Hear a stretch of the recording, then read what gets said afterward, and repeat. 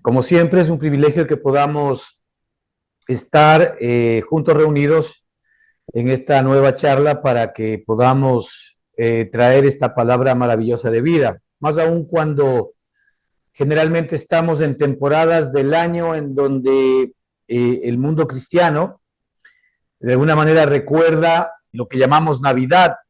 Se habla de Cristo de alguna manera, en algún sentido más en uno comercial. Digamos que mayoritariamente hoy pues la Navidad se ha convertido en en un acto social en donde por supuesto hay buenos deseos, buenos sentimientos hacia los demás, pero poco o nada se conoce sobre el regalo maravilloso de nuestro Padre que constituye la Navidad, que es, como nosotros sabemos, Cristo morando dentro de cada uno de nosotros. Y muchos de nosotros, pues de alguna manera queremos satisfacer los buenos deseos y esa buena vibra que existe en el espíritu navideño, pues regalando cosas o teniendo reuniones, lo cual es, por supuesto, importante, ¿verdad? Más aún cuando lo podemos hacer en medio de la familia, de los seres con los cuales normalmente pues nos relacionamos periódicamente. Pero es muy triste que cuando pasa este tiempo hemos olvidado lo más importante, ya que Cristo como nuestro regalo es un regalo para ser disfrutado absolutamente todos los días. Cristo no es como el regalo que normalmente recibimos en Navidad, que estamos muy contentos del momento en que lo destapamos, pero después de un tiempito pues se nos va el gusto. Y la vida de Cristo es una vida fresca, permanente, continua y nueva, alojada en nuestro espíritu, para que podamos disfrutar de ese regalo todos los días, cada día, cada minuto, cada segundo. Ciertamente a veces nosotros como carne que aún somos, de alguna manera todavía pues descuidamos de poner nuestra mirada en esta vida, y esto hace muchas veces que de alguna manera la perdamos de vista. Pero sin embargo siempre tenemos el privilegio y la oportunidad por la obra que el Señor ha hecho a nuestro favor de acceder a esa vida en nuestro espíritu, en donde nosotros vamos verdaderamente a encontrar paz y reposo. No es en nuestra alma encuentra la paz y el reposo que tanto anhelamos en el espíritu. Es por esto importante que nosotros no perdamos de vista la vida maravillosa que Cristo ha puesto dentro de cada uno de nosotros y le demos el tiempo necesario de poner nuestra mirada de fe permanente y continua a esa vida, porque de ella vamos a extraer todos los beneficios del regalo precioso de Dios hecho para cada uno de nosotros, ¿verdad? Específicamente para aquellos que ya conocemos a Cristo en nuestro corazón. No olvidemos que el regalo es para toda la humanidad, ¿no es cierto? Pero efectivamente la humanidad tiene que conocer este regalo y ahí la responsabilidad que tú y yo tenemos, por ejemplo, ¿verdad? De predicar el evangelio de Jesucristo. No predicar religión, porque religión se predica mucho y a veces vemos nosotros que las iglesias están abarrotadas y están llenas, pero están llenas de personas que no conocen verdaderamente el regalo que Dios nos dio, que es la vida de Cristo morando dentro de cada uno de nosotros, al menos no en términos de experiencia, podría ser sí en términos de conocimiento conceptual, pero no necesariamente en términos de experiencia. Y esta es la experiencia que nosotros queremos comenzar a vivir. Una de los compromisos de nuestras charlas es intentar por la revelación del Señor Jesucristo traer a la mesa el cómo nosotros podemos acceder o ir accediendo a esta experiencia en la cual obviamente todos de alguna manera nos encontramos inmersos y practicando, porque absolutamente pues no existe una persona sobre la tierra que pueda efectivamente expresar y manifestar, ¿verdad?, toda la vida que el Señor tiene dentro de nosotros. El único que pudo hacer eso es Cristo mismo, ¿verdad? Pero sin embargo nosotros, al tener al Cristo resucitado dentro de nuestro espíritu, ahora podemos ir creciendo en el conocimiento en la práctica de esa vida. El conocimiento desde la perspectiva espiritual tiene que ver más con una relación de intimidad. De hecho, la palabra conocimiento se utiliza mucho, por ejemplo, en la escritura para poder hablar del acto de la relación biológica entre el hombre y la mujer, por ejemplo, ¿verdad? Ahí se utiliza mucho la palabra conocimiento. Y aquí lo que la escritura quiere que entendamos es que el conocimiento de Cristo no es un conocimiento presencial, sino es un conocimiento íntimo, en donde Él y yo, o nosotros, obviamente nos unimos en un solo espíritu y compartimos una vida. Y esto es algo maravilloso que el Señor, pues, evidentemente nos va a ir revelando permanentemente.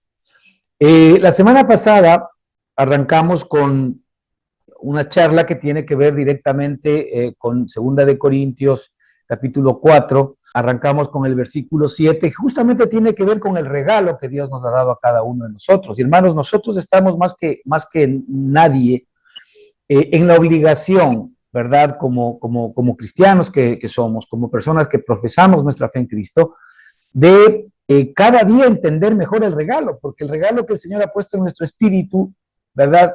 No es simplemente algo que ya nos dio para que lo tengamos, sino algo que nos dio para que, como decíamos hace un minuto, lo conozcamos y por sobre todo lo vayamos experimentando, es decir, lo vayamos viviendo.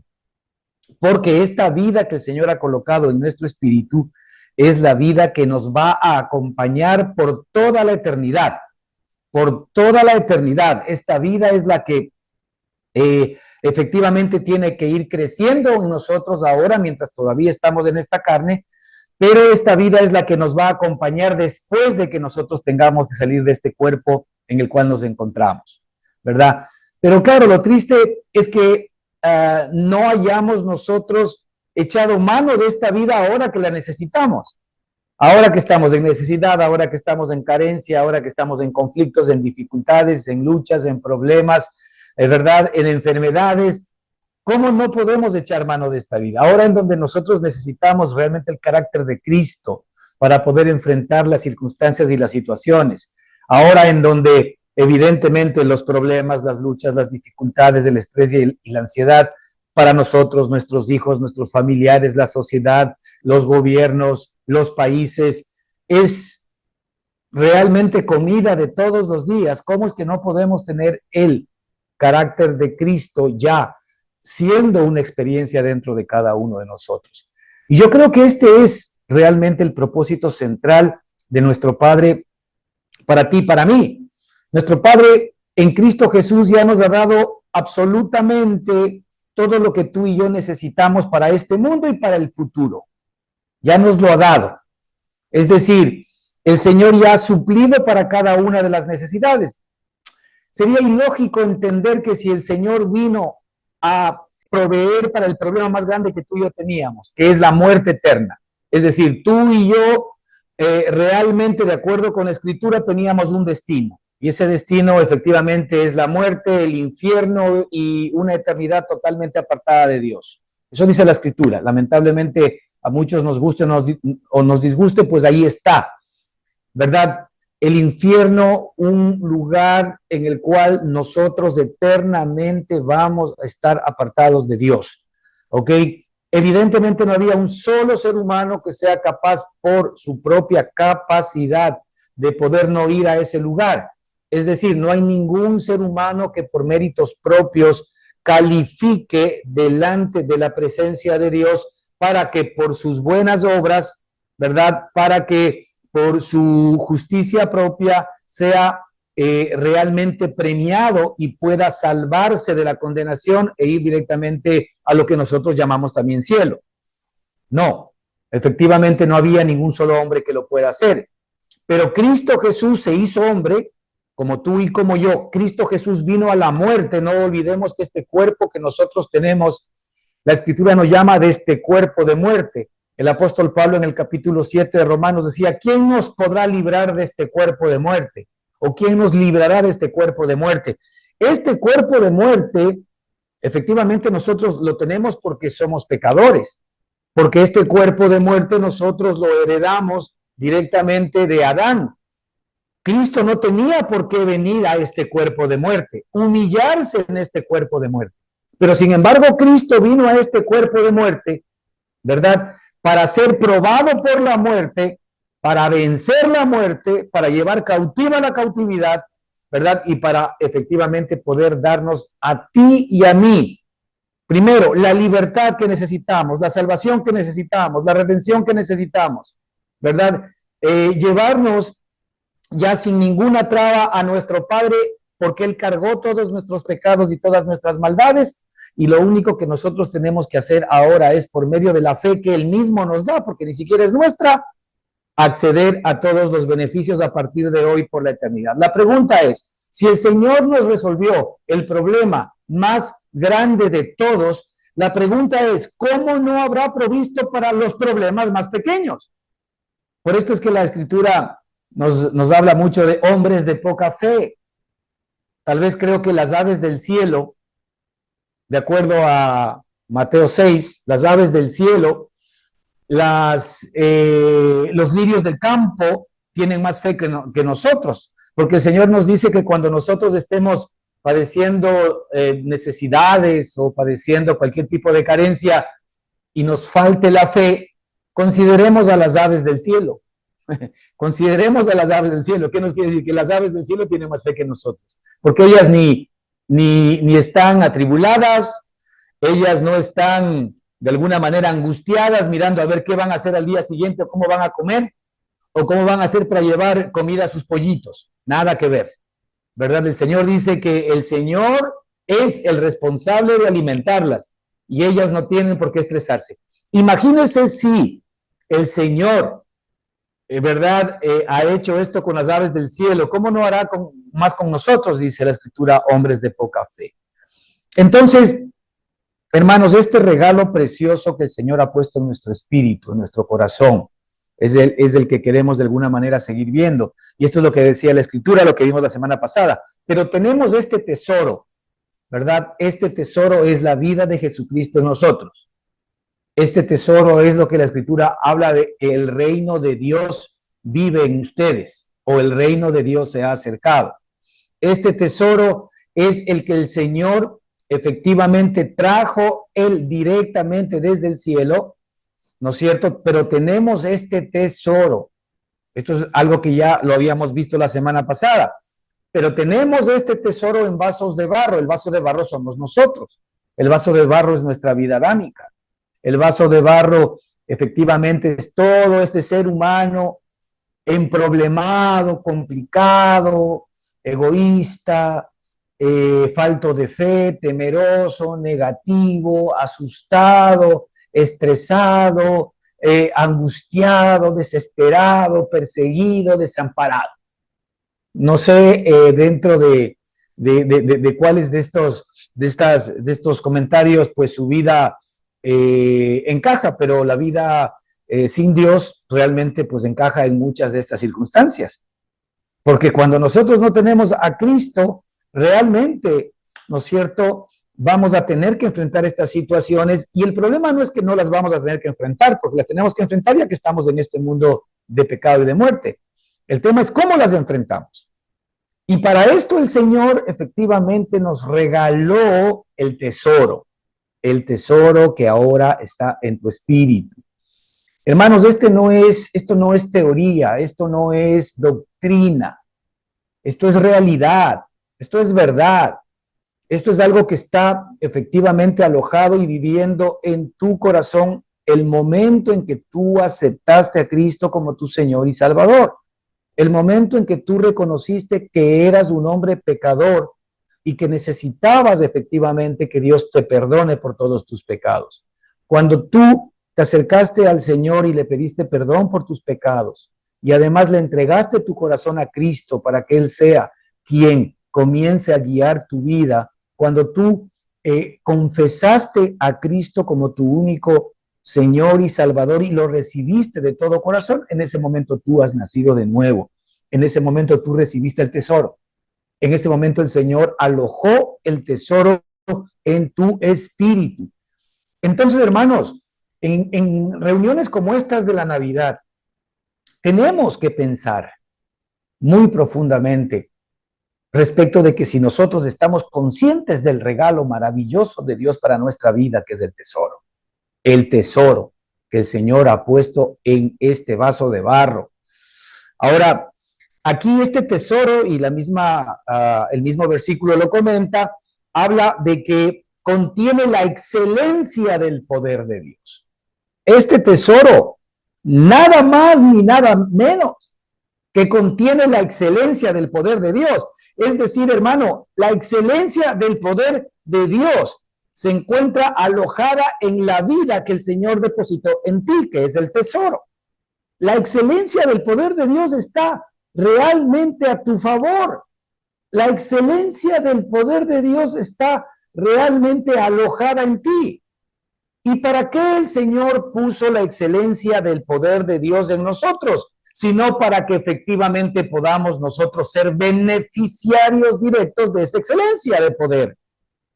Pero nosotros, hermanos, al ignorar al tesoro, al ignorar por consecuencia la excelencia del poder que está dentro de nosotros, seguimos absolutamente limitados en el vaso de barro, porque el vaso de barro va a tener que seguir, mientras se encuentre en este mundo, va a tener que seguir enfrentando situaciones y circunstancias, más allá de que tú las busques. A veces nosotros somos los culpables directos de los problemas, de las luchas, de las dificultades y de las tribulaciones que tenemos. A veces nosotros hemos hecho todo lo imposible para alejarnos de los problemas. No somos responsables de ciertas circunstancias que estamos viviendo.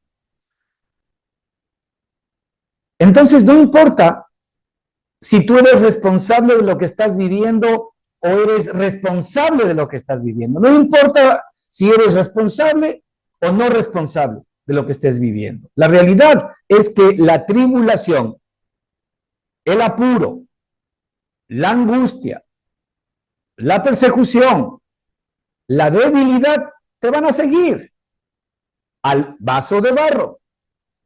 Pero por esto el Señor ha puesto este tesoro ahora en nosotros los que hemos creído en nuestro Señor y Salvador Jesucristo. ¿Para qué? Para que este tesoro sea, es decir, para que la excelencia del poder de Dios sea la que se manifieste el momento en que efectivamente nosotros ahora tenemos tiempos de carencia. Mira, el Señor ya ha dado una respuesta para cada circunstancia y situación tuya. Cualquier circunstancia que tú estés viviendo ahora, de cualquier tipo, el Señor ha depositado en ti la excelencia de su poder para que esa excelencia de su poder, que es la vida resucitada de Jesucristo, se manifieste y pueda efectivamente ser la que enfrente cada situación y cada circunstancia que tú tengas que vivir. De hecho, el Señor nos dice que Él nos ha dado su vida para que ahora nosotros vivamos por ella. Es decir, tú tienes la capacidad de poder vivir tu vida, la vida que está depositada, la vida natural que está depositada en el vaso de barro, que es la vida que se estresa, que es la vida complicada, que es la vida que se angustia, ¿verdad? O tú tienes la capacidad de poder vivir por la nueva vida, que es el tesoro que efectivamente ha sido puesto en tu corazón. Y por eso hablábamos la semana pasada que aquí vemos clarísima, ¿verdad? Clarísimos los dos tipos de vida, ¿no? Mientras la una vida está atribulada, está angustiada, está en apuros, está perseguida, está derribada, y muchos de nosotros a veces nos sentimos así. No sé cómo estamos terminando este año, ¿verdad? Todos hemos tenido que seguramente pasar alguna circunstancia en este año. No sé cómo estamos terminando este año, pero si todavía nosotros no estamos echando mano de la excelencia del poder de Dios que está en nosotros por la vida que ha puesto. Ahora, aquí dice cómo es esa vida. Esa vida, en cambio, no se angustia. Esa vida no se desespera. Esa vida nunca está desamparada. Esa vida nunca se puede destruir. La vida de Cristo que está puesta en nosotros, el tesoro, ¿verdad? Es una vida que se manifiesta no angustiándose en medio de la tribulación, no desesperándose en medio de los apuros, no sintiéndose desamparada en medio de las persecuciones, y no sintiéndose nunca destruida, a pesar de que inclusive el vaso de barro haya sido derribado. Esto es experiencia. Lo que los apóstoles nos están mostrando aquí, hermanos, es experiencia de la nueva vida que tú y yo tenemos dentro de cada uno de nosotros. Fíjate que aquí el punto central de nuestro Padre es primero que en nosotros se vaya formando, se vaya mostrando, vaya creciendo el carácter de quienes somos verdaderamente tú y yo, nosotros ahora en Cristo Jesús. Porque si nosotros efectivamente comenzamos a experimentar en nuestro espíritu, ¿no es cierto? Y en nuestra alma el carácter de Cristo, hermano, te va a poder venir cualquier circunstancia externa, ¿no es cierto? Y tú vas a tener primero el carácter necesario para poder enfrentar esta situación. ¿Qué es lo que necesitamos nosotros en medio de una crisis? Cualquiera que ésta sea, una crisis familiar, una crisis empresarial, una crisis de sociedad, una crisis de salud, cualquier circunstancia que tú y yo, ¿verdad?, tengamos que padecer, lo primero que necesitamos es tener un carácter, ¿no es cierto?, distinto y diferente para poder enfrentar las situaciones y las circunstancias. Ese carácter nos viene de la vida de nuestro Señor y Salvador Jesucristo. Ese carácter nos viene del tesoro que ha sido puesto dentro de cada uno de nosotros. Hoy la humanidad está intentando ver cómo puede darle carácter al alma, cómo nosotros podemos hacer que el hombre sea más fuerte, que el hombre sea, ¿verdad?, mucho más inteligente, más sabio, que el hombre sea más ecuánime para enfrentar las circunstancias. Pero es imposible que el hombre pueda hacer todo aquello por una muy sencilla razón, porque nuestra naturaleza débil, nuestra naturaleza pecaminosa, nuestro vaso de barro es incapaz de poder resistir ciertas circunstancias que vamos a tener que enfrentar en la vida. No puede. Simple y sencillamente porque hay un momento en donde nosotros nos vamos a derrumbar. ¿Por qué? Porque hay cosas externas, ¿verdad?, que son más grandes que nosotros. El Señor Jesucristo dijo algo maravilloso para ti y para mí. Dijo, en el mundo hallaréis aflicción, pero descuidad, yo he vencido al mundo. Y por el otro lado dijo, el que está en vosotros es más poderoso que el que está en el mundo. El que está en el mundo, efectivamente, es más poderoso que nosotros. El que está en el mundo, que es el diablo, reinando y viviendo, es más poderoso que nosotros, es más poderoso que el vaso de barro. Y muchos de nosotros queremos enfrentarle, ¿verdad?, al enemigo nuestro que está reinando en el mundo con el vaso de barro, con un vaso de barro mejorado, con un vaso de barro de alguna manera tal vez intentando recubrirlo con algo de algún metal precioso para ver si cambia de apariencia, pero no, sigue siendo barro, sigue siendo barro. Entonces, hermanos, es importante el que nosotros primero comprendamos que el propósito central de nuestro Padre es que este tesoro, que es una vida, que es la vida de Cristo, que es la vida de Dios mismo en Cristo, es el regalo que tú y yo recibimos para que primero Cristo se vaya formando dentro de nuestro corazón. Decíamos la semana pasada que para el Señor sería muy sencillo resolver todos nuestros problemas externos. Yo creo que todos ustedes tienen tanta fe como yo para poder entender eso y saber que en el Dios en el cual confiamos, si quisiese de un chispazo, podría cambiar nuestra circunstancia y nuestra situación. Para bien, si es que estamos padeciendo algún tipo de mal. No nos cabe la menor duda. Escuchaba a una persona, ahora en un viaje que tuve en estos días a la capital, a la ciudad de Quito, y pues el taxista hablaba de que la esposa era una mujer que había orado toda su vida, ya tenía una cierta edad, pero que ahora ya estaba media desilusionada con Dios, porque a pesar de que ella había orado, a pesar de que iba a la iglesia, a pesar de que ¿verdad?, las cosas no le estaban yendo bien, seguramente tenía sus circunstancias de enfermedad, la situación de la vida. Entonces ahora ya como que decía, ¿cómo puede ser posible que después yo de haberle dado tanto a Dios, Él me haya pagado de esta manera? Fíjese, eso es lo que la gente normalmente piensa. Después de yo haberle dado tanto a Dios, ¿cómo es que a mí me pasan estas cosas? ¿Verdad? Es evidente, ¿no es cierto, hermanos? Que ahí no estamos entendiendo la realidad de lo que Dios ha hecho a nuestro favor, ¿verdad? Porque, ¿qué podemos nosotros darle a Dios para que Dios nos devuelva? La pregunta es, ¿a quién Dios le debe? Dios no es deudor de nadie. No hay ningún hombre que pueda hacer algo tan grande que de alguna manera haga a Dios responsable de deberle alguna cosa. Dios sabe que nosotros efectivamente en el vaso de barro no tenemos ninguna posibilidad de poder ganar la batalla. Satanás también sabe eso, ¿verdad? Pero nosotros en el humanismo en el cual vivimos y a veces dentro de la propia iglesia cristiana, se pretende el de alguna manera con ciertas prácticas, con cierto entrenamiento de liderazgo, moldear el carácter de las personas para enfrentar los problemas y las dificultades. Hermanos, el Señor nos ha dado la vida indestructible de Jesucristo que está a nuestro favor para levantarse en medio de los problemas y poder realmente destruir todo lo que se nos ponga enfrente.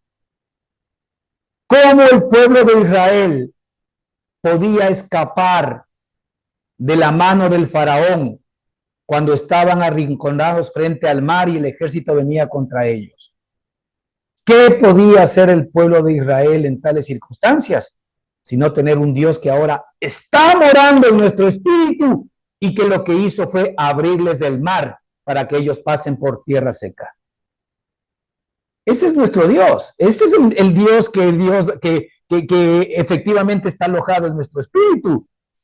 El Dios que es capaz de hacer cosas, ¿verdad? Que para ti y para mí se constituyen milagros, pero para Él son comida de todos los días. Porque el Señor, al vivir en el mundo sobrenatural que tú y yo recién estamos de alguna manera tratando de entender, pues todo lo que Dios obra es sobrenatural. Todo lo que Dios obra, todo lo que Dios dice, todo lo que Dios piensa o entiende es sobrenatural para nosotros, porque Él es sobrenatural. Y Él nos ha traído justamente esta vida sobrenatural y ha puesto este tesoro en cada uno de nosotros para que primero efectivamente en nosotros se levante la vida preciosa de nuestro Señor y Salvador Jesucristo. Fíjate, aquí está clarísima esa vida. Aquí esa vida aparece como una vida que no se angustia, como una vida que no se desespera, como una vida que nunca jamás se siente desamparada, como una vida que nunca jamás puede ser destruida. Esa es la vida que el Señor te ha dado para que puedas enfrentar estos problemas. Es decir, si tú hoy, en medio de tales circunstancias, estás sintiendo angustia, estás sintiendo apuros, estás sintiéndote desamparado, te sientes destruido, es evidente que no estás echando mano de la vida eterna, teniéndola. Es evidente que no estás echando mano del tesoro teniéndolo. Es evidente que no estamos comprendiendo y entendiendo que esa vida está en nosotros, no está lejos, está depositada, está alojada en lo más íntimo de nuestro ser, en la parte más íntima de nuestro ser, que es nuestro espíritu.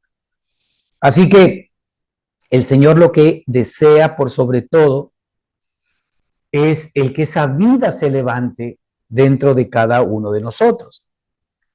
En los versículos siguientes, la Escritura nos muestra, versículo 10, dice, llevando en el cuerpo siempre por todas partes la muerte de Jesús, para que también la vida de Jesús se manifieste en nuestros cuerpos mortales. Mira, el Señor Jesucristo vino a este mundo en un cuerpo de carne. El Señor Jesucristo tiene dos cuerpos, ¿verdad? El primer cuerpo en el que vino Cristo fue un cuerpo de carne tomado de la humanidad de María y puestos los genes de Dios para que Él se convierta en el Hijo de Dios, ¿sí? Pero este cuerpo de carne que Dios le dio con la finalidad de que en ese cuerpo, que es exactamente igual al tuyo y al mío, un cuerpo de muerte, por eso es que el Señor no se merecía, si lo vemos desde la perspectiva de merecimientos. El Señor nunca se merecía venir a tener un cuerpo vergonzoso como el tuyo y el nuestro, ¿verdad? Como el tuyo y el mío. Nosotros tenemos que vestir nuestro cuerpo, ¿se han dado cuenta? Nosotros tenemos que vestir, somos el único animal en términos biológicos del planeta, ¿no es cierto? Cuerpo animal del planeta que necesita vestirse. ¿Se han dado cuenta? Ustedes vean qué otro animal cualquiera necesita vestido. ¿Por qué solamente nosotros necesitamos vestido? Fíjese, todo animal tiene su propio vestido. Todo perro tiene su propio pelaje, tiene su propio color y tiene su propio vestido, de acuerdo al lugar en donde el animal nazca. Pues si nacen en Siberia, tú vas a ver unos perros preciosos, grandes, llenos de lana, con mucha piel, seguramente con grasa. El vestido le sale desde adentro al animal. Mira a los pajaritos. Hay unos pajaritos preciosos, ¿verdad? De colores maravillosos. ¿Quién les viste? Ese vestido les sale desde lo interior. Es decir, en los genes del animal se encuentra el propio vestido exterior. Mira cualquier otro animal, mira cualquier otra ave, ahora mira al hombre. El hombre no. El hombre nació desnudo.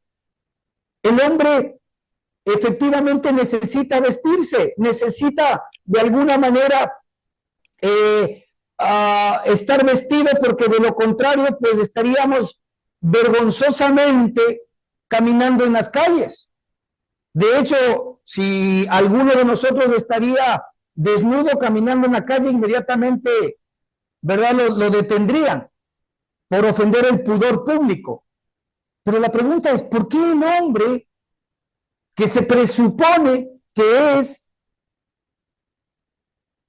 la cereza del helado de la creación de Dios, por qué el hombre no tiene esa misma capacidad que los animales?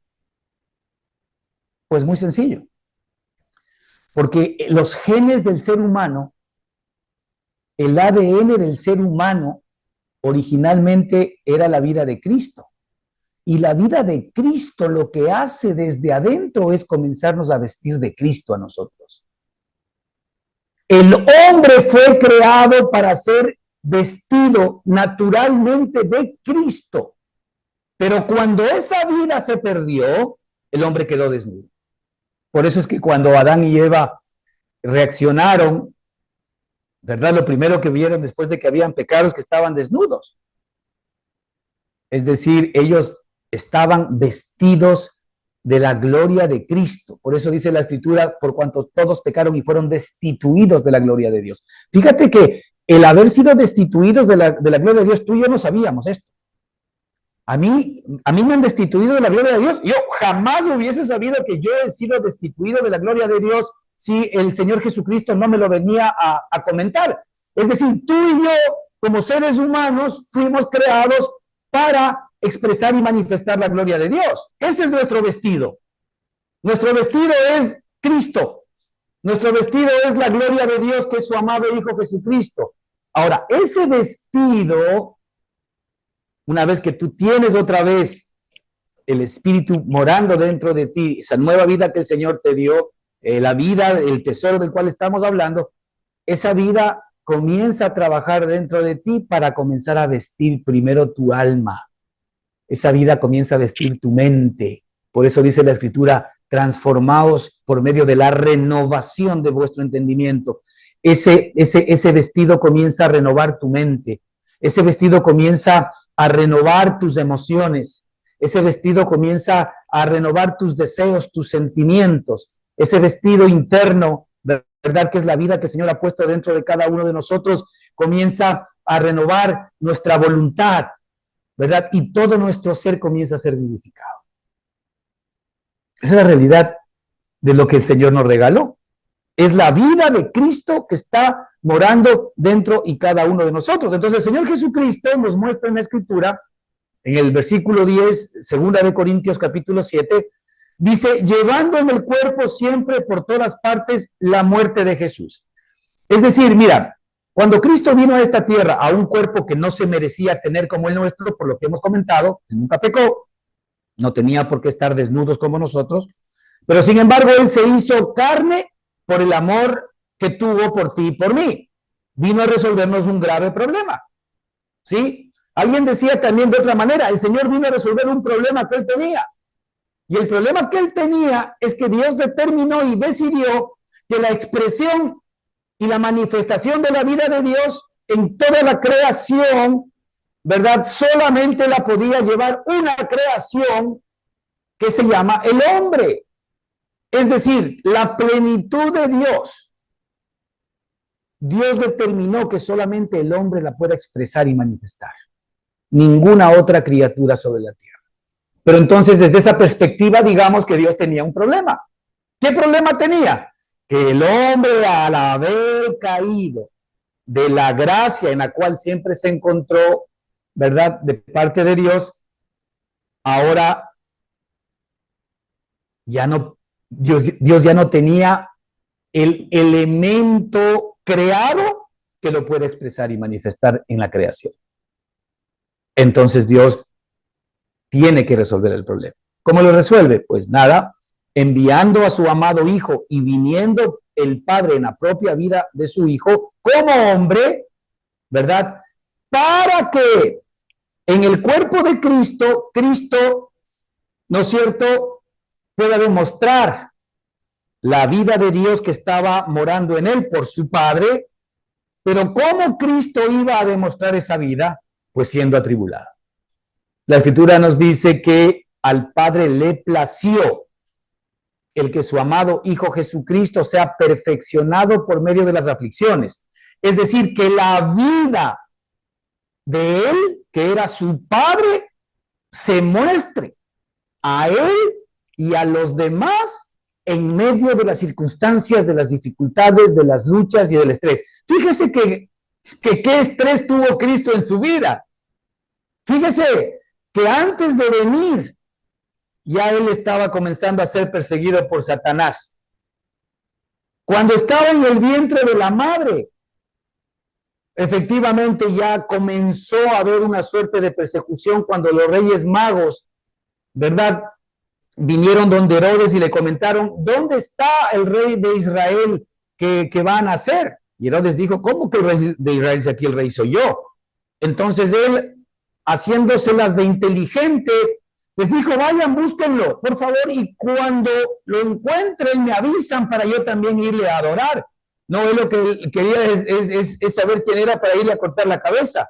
Resulta que los reyes magos se demoraron más o menos en este episodio entre 2 o 3 años, y Herodes dijo, a ver un segundito, los reyes magos no han venido, pero claro, Herodes estaba actuando como una marioneta de Satanás, porque Satanás quería efectivamente cortarle al hijo que venía, y Satanás sabía que había una promesa de Dios que el Señor le hizo a Eva. Usted recordará en el huerto de Edén, cuando le dijo a Eva que de su simiente saldría alguien que aplastaría la cabeza de la serpiente. Y como Satanás sabe que Dios es Dios, dijo, wow, Dios tiene determinado a alguien en el futuro que va a terminar conmigo. Y ese alguien, él ya sabía que efectivamente era el Hijo de Dios que iba a nacer. Pero, él no, pero claro, como Satanás no es omnisciente como es Dios, ¿verdad? Entonces comienza a utilizar las circunstancias, las situaciones y las personas, y utiliza a Herodes. Y Herodes, después de 2 o 3 años que no tiene respuesta de parte de los reyes magos, se le ocurre una gran idea y manda a matar a todos los niños de 2 años para abajo en Israel. Y la Escritura habla de que eso fue un desastre porque entraban a matar a todos los niños. La pregunta es, fíjese cómo comenzó Cristo a ser perseguido.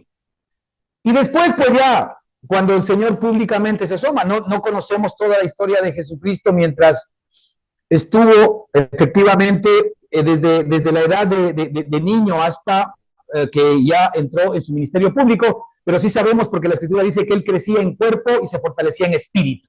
Es decir, el Señor Jesucristo crecía espiritualmente y efectivamente ese crecimiento espiritual no era más que el que él como hombre que también era, iba asimilando esta vida poderosa que efectivamente es el tesoro que ahora tú y yo tenemos dentro de cada uno de nosotros.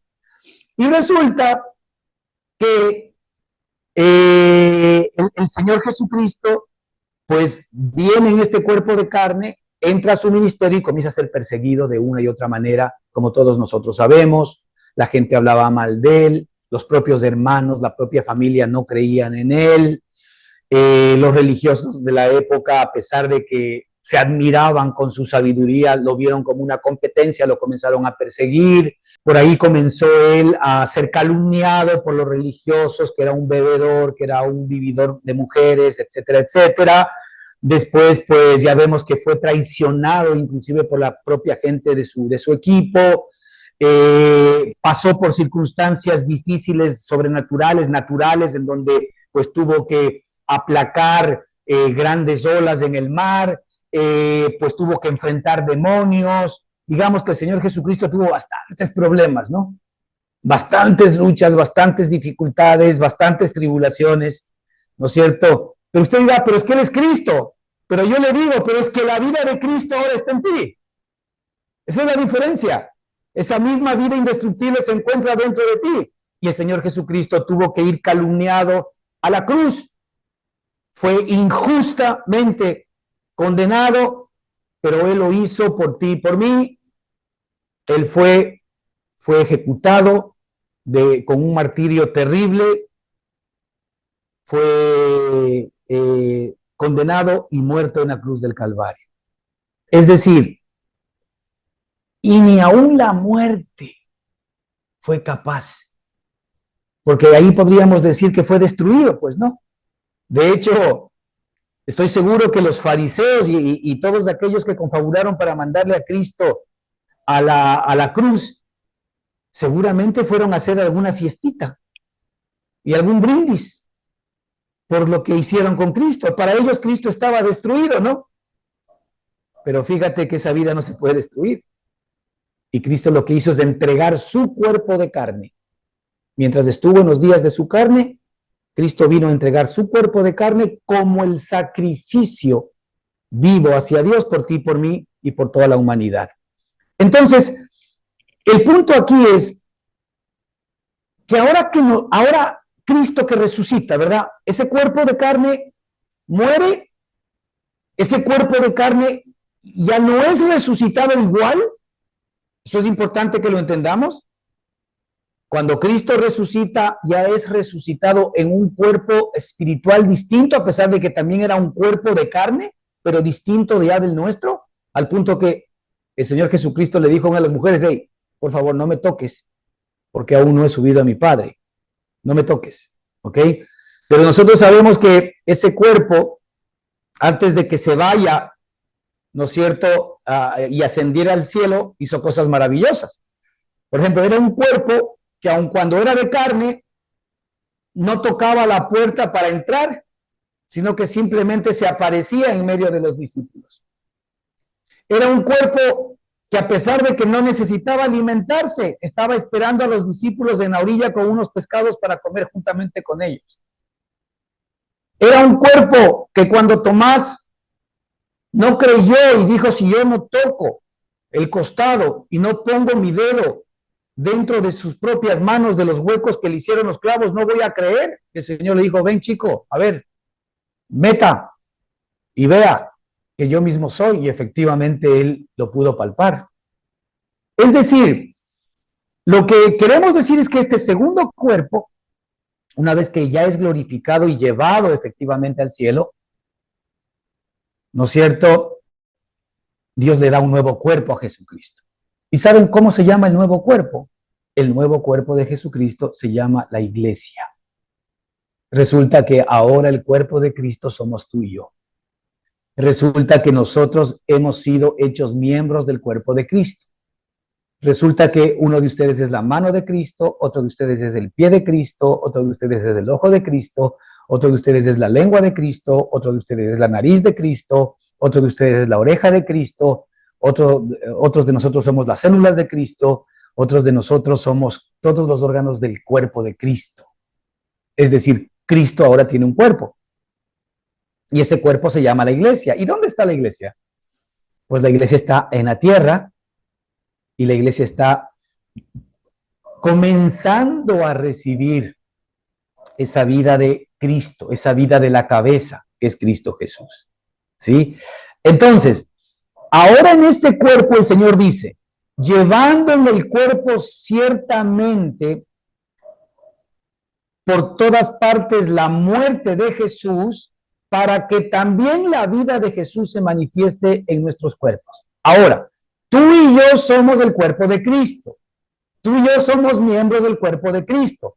Y la Escritura nos dice que así como Cristo tuvo que ser atribulado, tuvo que estar en apuros, tuvo que estar perseguido, así como Cristo tuvo que estar derribado, nosotros ahora en este tiempo también, así como Cristo, tenemos que ser perfeccionados.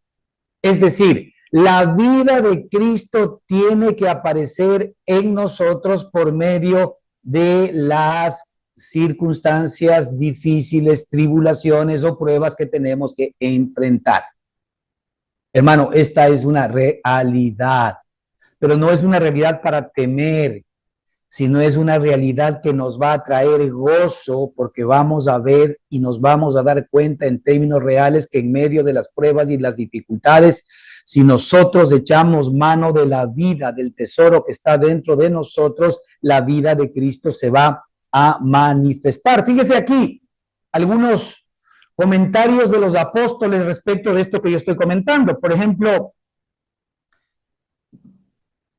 ahora, primero entender que nuestras tribulaciones, las tribulaciones que nosotros tenemos que vivir ahora, son parte de lo que la Escritura llama aquí, llevando en el cuerpo siempre por todas partes la muerte de Cristo. Llevando en el cuerpo siempre por todas partes la muerte de Jesús. Es decir, tenemos nosotros que por todas partes, siempre, mientras estemos en este cuerpo, tenemos que volvernos diestros en enfrentar las circunstancias y las dificultades y las pruebas de la vida por el espíritu y la nueva vida que se tiene que manifestar dentro de cada uno de nosotros. Fíjese lo que decían los apóstoles en Colosenses capítulo 1, versículo 24. Ahora me gozo en lo que padezco por vosotros. Esto estaba hablando el apóstol Pablo. Ahora me gozo en lo que padezco por vosotros y cumplo en mi carne lo que falta de las aflicciones de Cristo por su cuerpo, que es la iglesia. Es maravilloso. Mire, diciendo este versículo y va a sacar aquí algunas conclusiones importantes. Primero, que el padecimiento cristiano, que el padecimiento que Dios permite, no produce estrés, no produce angustia, sino que produce gozo. Produce gozo. Es decir, la tribulación lo que hace es despertar el gozo de Cristo dentro de cada uno de nosotros. Y cuando tú experimentas el gozo dentro de ti, la tribulación, por más grande que sea, queda en el piso. Porque tú sabes que el Señor está actuando y viviendo en ti y ya está actuando a tu favor. Es decir, hay un problema, hay una tribulación, hay una dificultad, pero hay paz, hay seguridad, hay reposo en mi corazón. Y no solamente eso, sino que hay gozo. Ahora me gozo en lo que padezco por vosotros. Ahora, fíjate, el padecimiento del apóstol, que no es más que una réplica de Cristo, no era porque él estaba padeciendo por él mismo, estaba padeciendo por sus propios intereses.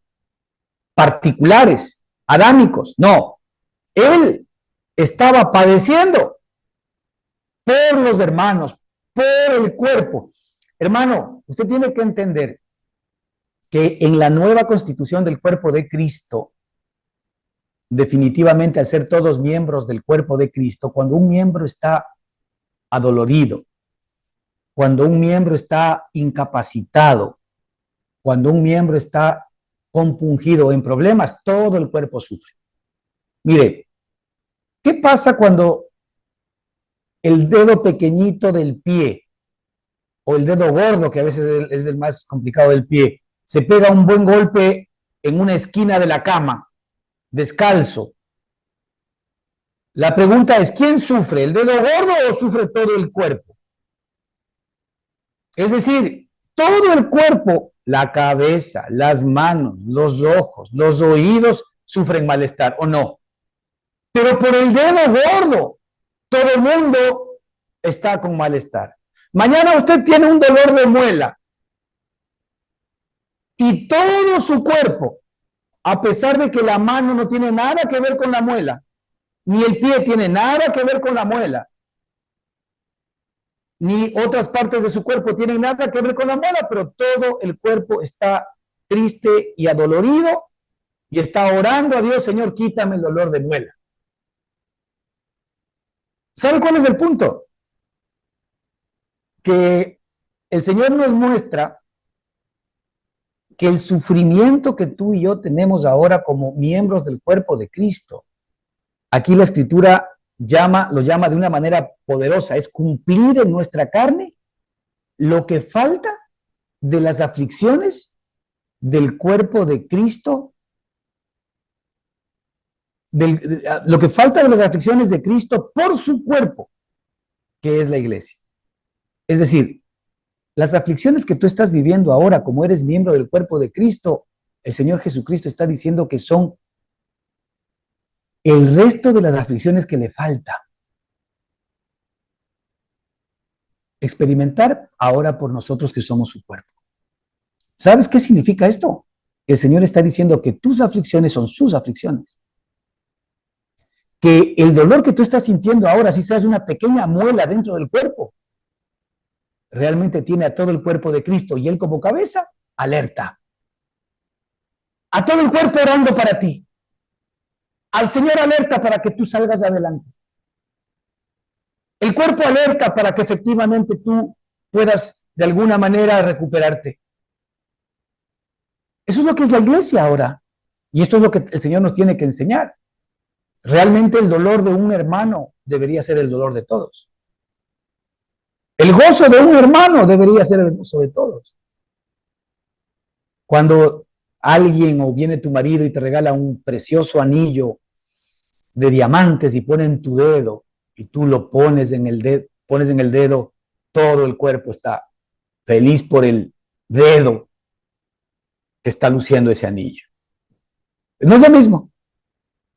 Por el un lado, nos gozamos todos cuando efectivamente un miembro del cuerpo recibe una bendición. Todos somos bendecidos. Pero cuando un miembro del cuerpo recibe un problema, todos estamos emproblemados. Ahora, esta es la dinámica que tenemos ahora en nuestro Señor y Salvador Jesucristo. Hermano, tú tienes un problema.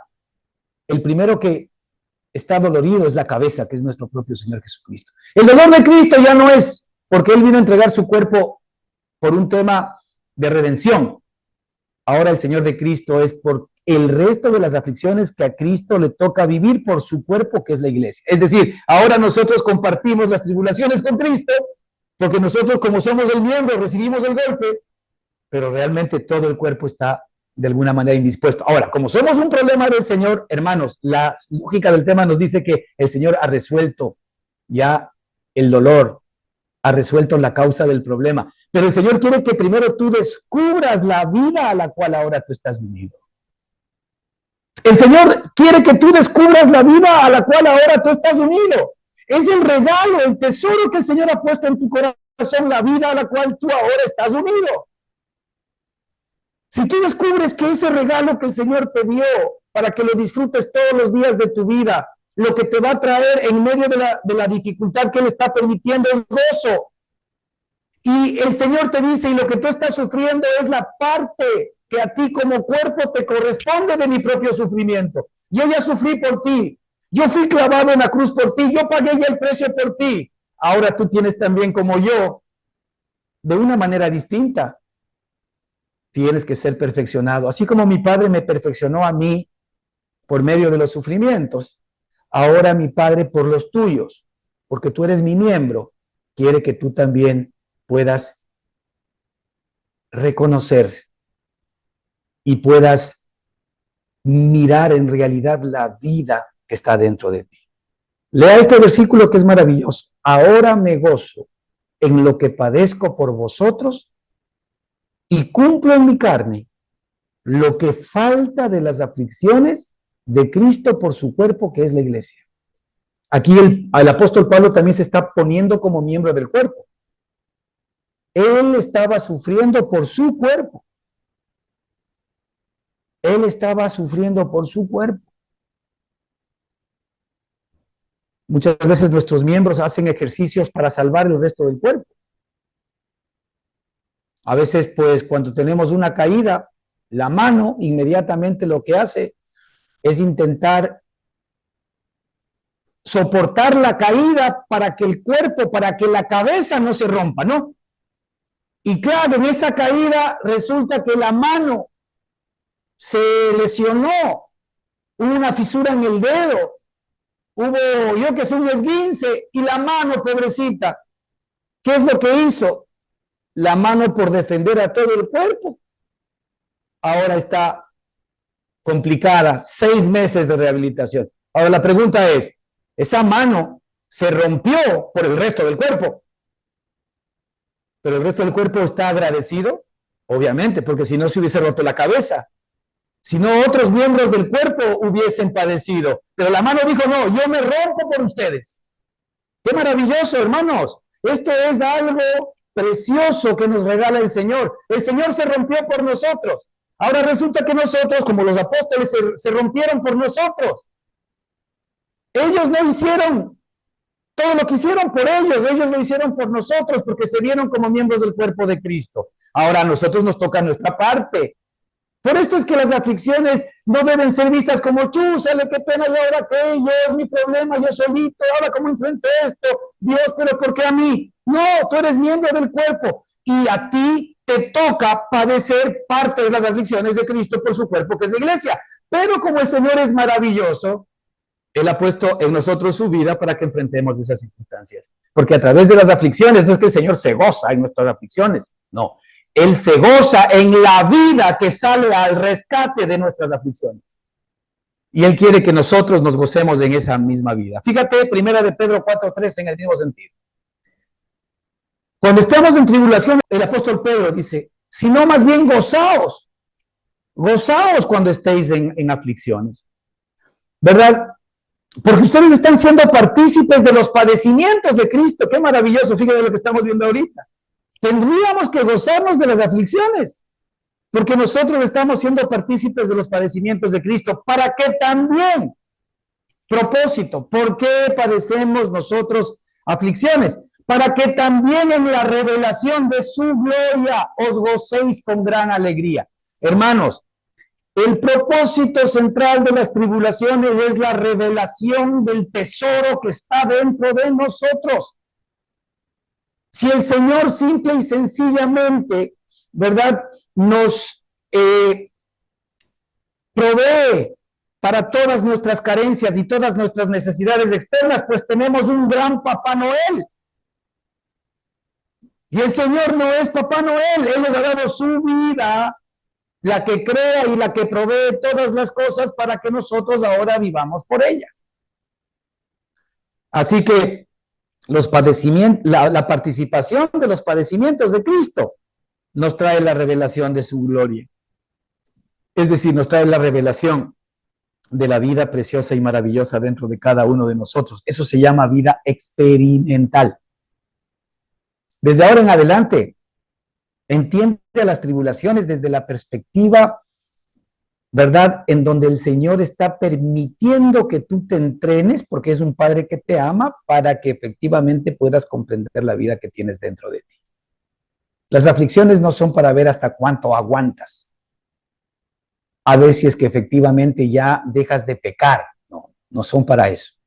Las aflicciones son para ver, ¿verdad?, en tu propia experiencia al Cristo vivo dentro de ti, saliendo a trabajar a tu favor.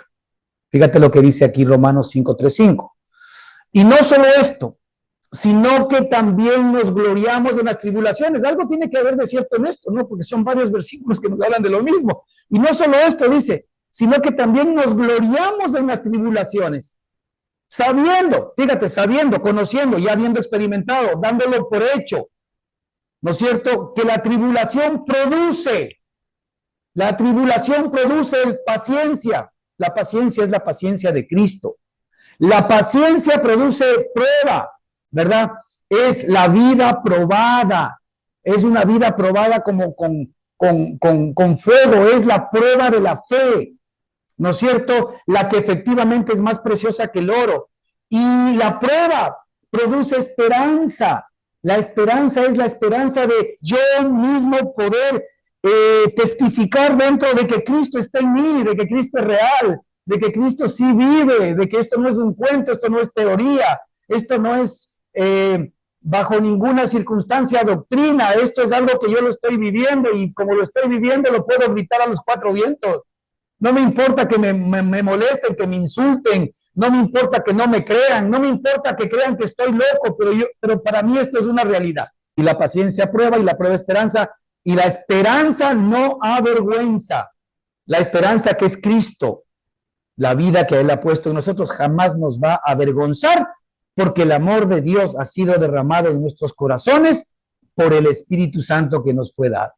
Y esto en Hebreos 2:10, que lo habíamos comentado, pero repito para que lo tengan allí, porque convenía a aquel por cuya causa son todas las cosas. Es decir, a Dios, convenía a Dios, por quien subsisten todas las cosas, que habiendo de llevar muchos hijos a la gloria, perfeccionarse por las aflicciones al autor de la salvación de ellos. Hermanos, llevar en el cuerpo, siempre por todas partes, la muerte de Jesús es ser partícipe de las aflicciones de Jesús, como miembros del cuerpo de Cristo. ¿Pero para qué? ¿Para qué? Por eso dice ahí, ¿para qué? El por qué, esto no es por gusto, es para que también la vida de Jesús, que es el tesoro que ha sido puesto en tu corazón, la vida de Jesús se manifiesta en tu cuerpo mortal. Fíjate, está hablando de nuestro cuerpo actual, que la vida de Jesucristo se manifieste en tu cuerpo mortal. No estamos esperando el futuro, sino que es algo que tú lo puedes comenzar a disfrutar a partir de hoy. Este es el verdadero regalo de Navidad.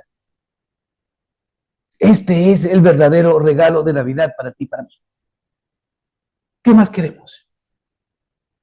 Tenemos todo lo que el Señor nos ha dado y ha puesto en nuestro espíritu para que efectivamente nosotros ahora podamos tener la vida de Él a nuestro favor. Todo lo que tú y yo necesitamos es Cristo. Cada día más. Y si ahora nosotros hemos vivido pruebas, tribulaciones o seguimos viviendo, gózate en el Señor, porque el Señor está permitiendo aquello para que tú te aferres a la vida que está en ti y veas que esa vida sale en tu rescate y te va a dar la salida. Por eso dice aquí que la esperanza no avergüenza, porque el amor de Dios ha sido derramado en nuestros corazones. Digo yo, si el amor de Dios ha sido derramado en tu corazón, que es la vida preciosa de su Hijo, ¿el Señor acaso no habrá suplido para todas las necesidades de esa vida? Con toda seguridad, la respuesta es sí y 1000 veces sí.